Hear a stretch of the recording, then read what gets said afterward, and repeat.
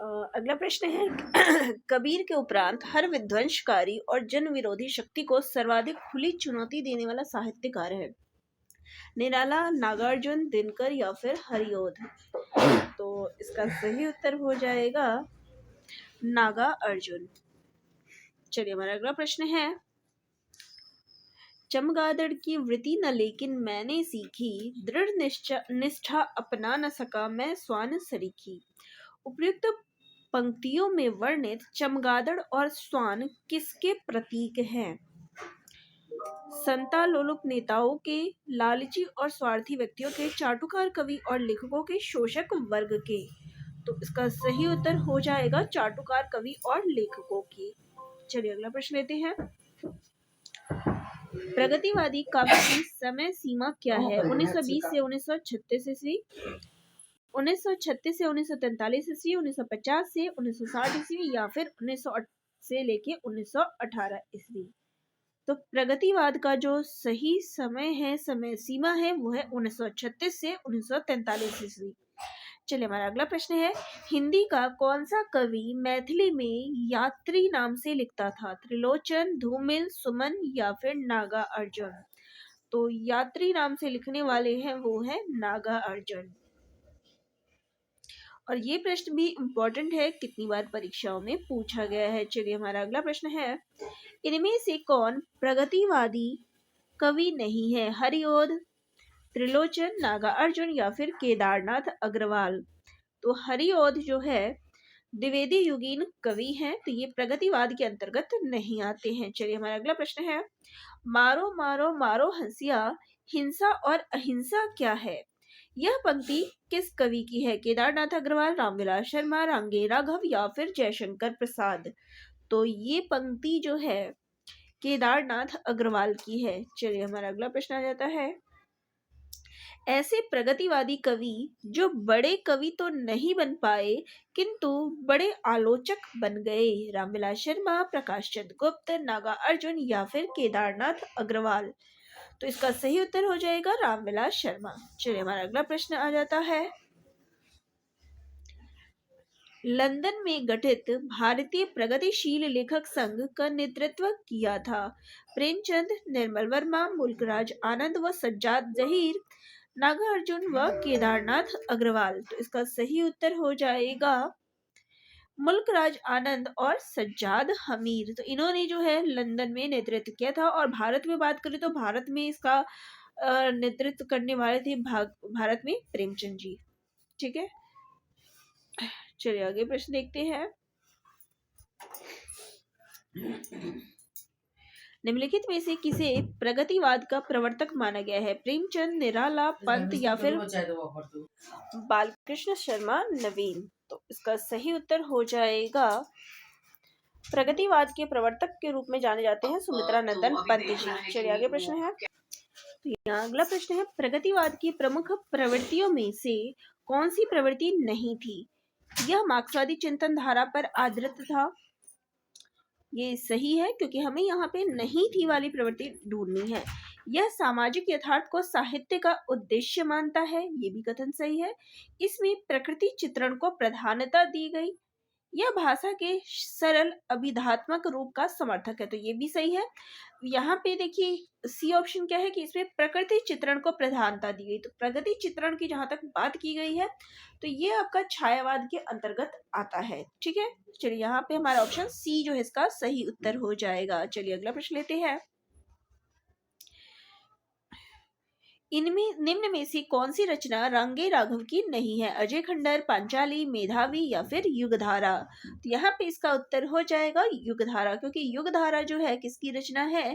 तो ये नागार्जुन की रचना है। चलिए अगला प्रश्न लेते हैं शिवदान सिंह का लेख भारत में प्रगतिशील साहित्य की आवश्यकता किस पत्रिका में प्रकाशित हुआ था? हंस, जागरण, आलोचना या फिर विशाल भारत। तो यहाँ पे इसका जो सही उत्तर है वो है विशाल भारत। ठीक है, चलिए आगे प्रश्न लेते हैं हिल्लोल नामक रचना के रचनाकार है नागार्जुन, त्रिलोचन, नरेंद्र शर्मा या फिर शिवमंगल सिंह सुमन। तो हिल्लोल जो रचना है वो शिवमंगल सिंह सुमन की रचना है। चलिए हमारा अगला प्रश्न है, सबका अपना आकाश किसका काव्य संग्रह है? नागार्जुन, त्रिलोचन, अज्ञेय या फिर मुक्तिबोध? तो इसका सही उत्तर है त्रिलोचन। चलिए आगे प्रश्न देखते हैं, राह के दीपक किसकी रचना है? रंगे राघव, वीरेंद्र मिश्र, कुंवर बेचैन या फिर अनूप अशेष? तो इसका सही उत्तर है राह के दीपक जो है रंगे राघव की रचना है। चलिए अगला प्रश्न है, संशय की एक रात का कथानक किससे संबंधित है? कृष्ण कथा, महाभारत, राम कथा या फिर कोई नहीं? तो ये कथानक जो है राम कथा पर आधारित है। चलिए अगला प्रश्न है, तार सप्तक का प्रकाशन कब हुआ था? तो यहाँ पे बात हुई है तार सप्तक की। 1943, 1944, 1945 या फिर 1946? तो इसका आरंभ जो है 1943 से हुआ था। तो पहले का नाम जो है वो तार सप्तक, फिर दूसरा सप्तक, तीसरा सप्तक, चौथा सप्तक। ठीक है, ये 4 सप्तक जो है कुल है। चलिए आगे प्रश्न देखते हैं, आंगन के पार द्वार काव्य संग्रह कितने खंडों में विभक्त है? 2, 3, 4 या फिर 5? तो ये काव्य संग्रह जो है 3 भागों में या 3 खंडों में विभाजित है। चलिए अगला प्रश्न है, दुख सबको मांझता है किसने कहा है? निराला, मुक्तिबोध, अज्ञेय या फिर नेमी चंद्र जैन?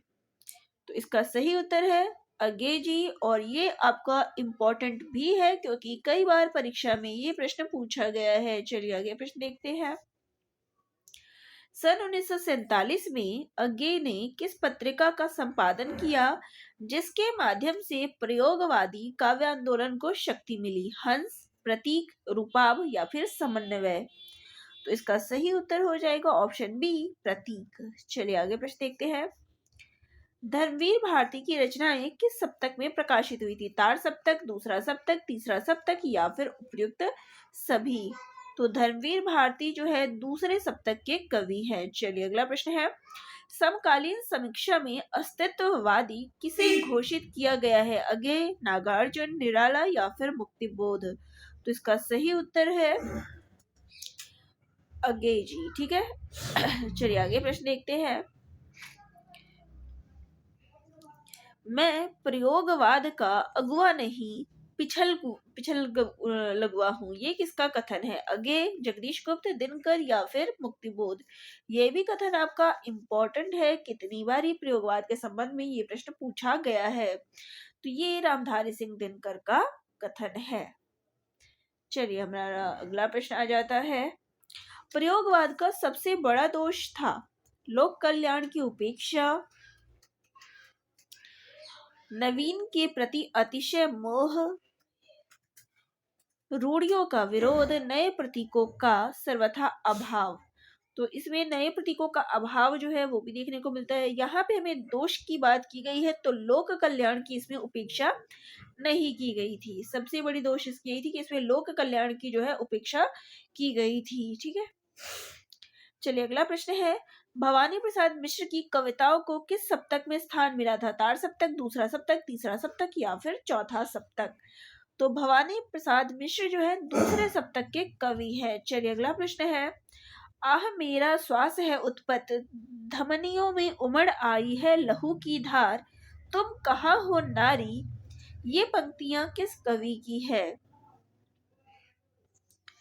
तो ये पंक्तियां जो है यहाँ पे, चलिए ऑप्शन में आ जाते हैं, फिर बात करेंगे, मुक्तिबोध, दुष्यंत कुमार, गिरजा कुमार माथुर या फिर अज्ञेय? तो इसका सही उत्तर हो जाएगा अज्ञेय जी। चलिए अगला प्रश्न है, ब्रह्म राक्षस नामक कविता के रचयिता का नाम क्या है? धर्मवीर भारती, भवानी प्रसाद मिश्र, मुक्तिबोध या फिर गिरजा कुमार माथुर? तो ब्रह्म राक्षस जो कविता है लंबी कविता के अंतर्गत आता है और ये मुक्तिबोध की रचना है। इसके अलावा मुक्तिबोध की रचना अंधेरे में भी प्रसिद्ध है और ये भी एक लंबी कविता के अंतर्गत आता है। चलिए अगला प्रश्न लेते हैं, शिला पंख चमकीले किस कवि की रचना है? अज्ञेय, सर्वेश्वर दयाल सक्सेना, गिरजा कुमार माथुर या फिर शमशेर बहादुर सिंह? तो शिला पंख चमकीले जो है गिरजा कुमार माथुर की रचना है। चलिए हमारा अगला प्रश्न है, इनमें से विजय देव नारायण शाही की काव्य कृति कौन सी है? मछली घर, त्रास, मृग और तृष्णा, सूर्य का स्वागत? तो विजय देव नारायण शाही की रचना है वो है मछली घर। चलिए अगला प्रश्न देखते हैं, इनमें से कौन सा वर्ग प्रयोगवाद का केंद्र है?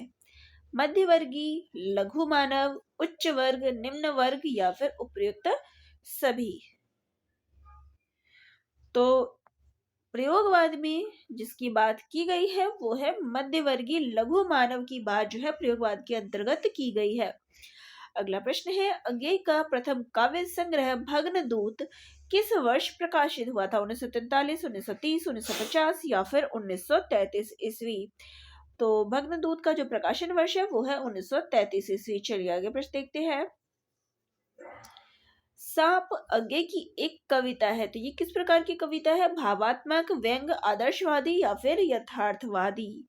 तो ये कविता जो है एक व्यंग कविता है। चलिए अगला प्रश्न है, धर्मवीर भारती ने बहुत लंबे समय तक संपादन किया था, साप्ताहिक हिंदुस्तान, सारिका, धर्मयुग या फिर सरिता का? तो देखिए धर्मवीर भारती तो उनकी पत्रिका धर्मयुग, ठीक है। मुक्तिबोध की ब्रह्म राक्षस और अंधेरे में कविताओं की वर्णन शैली है मिथकीय, फैंटेसी, पुराकथात्मकता या फिर बिंबात्मकता? तो इसका सही उत्तर है, इनकी जो शैली है वो है फैंटेसी। निम्नलिखित में से सर्वेश्वर की काव्य रचना नहीं है? जंगल का दर्द, खूटियों पर टंगे लोग, काठ की घंटी, ये काऊ नहीं है ये काठ है, या फिर मुक्ति मार्ग? तो मुक्ति मार्ग जो है इनका नहीं है, बल्कि मुक्ति मार्ग जो है इला चंद्र जोशी की रचना है, ठीक है। चलिए आगे प्रश्न देख लेते हैं। तार सप्तक की परिकल्पना किसकी बुद्धि की उपज है? अगेय, प्रभाकर माचवे, रामविलास शर्मा या फिर मुक्तिबोध? तो ये प्रभाकर माचवे की बुद्धि की उपज है, ठीक है। तो यहाँ पर हमारे ये सारे प्रश्न जो प्रगतिवाद और प्रयोगवाद पर आधारित है समाप्त होते हैं। तो आप सभी को आज की प्रश्नोत्तरी कैसी लगी कमेंट करके जरूर बताइएगा, और चैनल पे नए हैं तो लाइक, शेयर और सब्सक्राइब भी करिएगा। आपकी कोई डाउट हो तो कमेंट बॉक्स में कमेंट कर दीजिएगा। धन्यवाद।